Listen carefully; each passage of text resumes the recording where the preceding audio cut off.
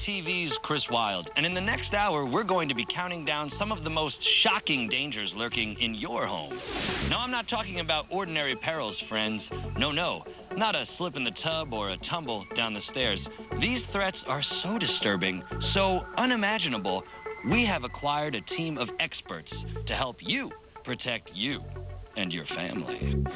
I've been a New York City fireman for over 20 years. Never get used to walking into somebody's house after they've had a fire. There's hundreds of reasons why fires start. I'm not talking about the obvious. I'm talking about reasons that you would never think of. Every home should have a fire extinguisher. They should be mounted properly and in plain sight. Keeping it under the sink or in your closet where only you know where it is a very bad idea. It should be for anybody to use. And there's a lot of people leave them near the stove, which is a very bad idea because if your stove catches fire, you may not be able to get to the extinguisher. Also, it should not be mounted too high. It should be mounted low enough where a young adult can grab it or an elderly person. And also, by mounting it high, there's a possibility of it falling off. And if that valve snaps, it will send that fire extinguisher, launch it like a missile. The proper placement for an extinguisher should be by the door. This way, when you have the extinguisher in your hand, you can make a conscious decision to either fight the fire or to exit the building. Every house has that drawer. It's a catch-all for knickknacks, odds and ends, stuff that you can't seem to part with. Storing your batteries can be dangerous. If you leave them in your junk drawer, that junk drawer slides in and slides out. A lot of things bounce around. The batteries can be short-circuited by paper clips, scissors, a pair of pliers. That'll cause a short circuit and can cause a fire inside your junk drawer. During the holiday season, especially around Christmas, there's a lot of dangers in your house that are not normally there. People have candles, they have live Christmas trees, they take the wrapping paper and dispose of it in the fireplace, which is dangerous. There's a lot of things that can happen. I would never have a live Christmas tree in my house, but if you decide to have one, make sure that it's safe. Never plug in more than 3 sets of lights together. Always keep the tree watered, and never leave the lights on when you leave the house. But trees aren't the only fire hazard each December. No.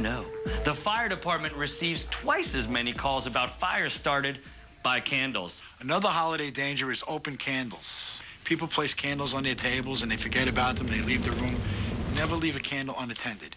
It can fall over and extend to your curtains, drapes, and burn your house down.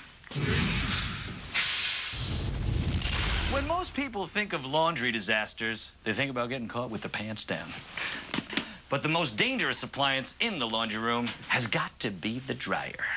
People don't realize how dangerous this is. Across the United States, on an average, 10 people will die, over 300 people will sustain injuries, and damages will be over $100 million because they didn't clean out their lint trap. Doing 3 loads of laundry a week, it could happen over a short period of like 4 or 5 months.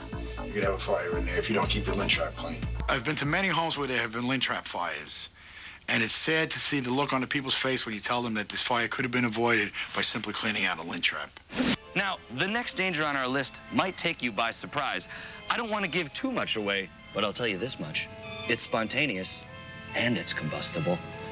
Linseed oil, shellacs, varnishes are all very dangerous substances. The proper way to dispose of the rag is the problem. A lot of times people just take the rag and they throw it in the garbage pail, which is very dangerous. These rags can spontaneously combust, meaning they can light up all by themselves. They don't need any source of ignition. Left unattended, these oil-soaked rags could suddenly burst into flames.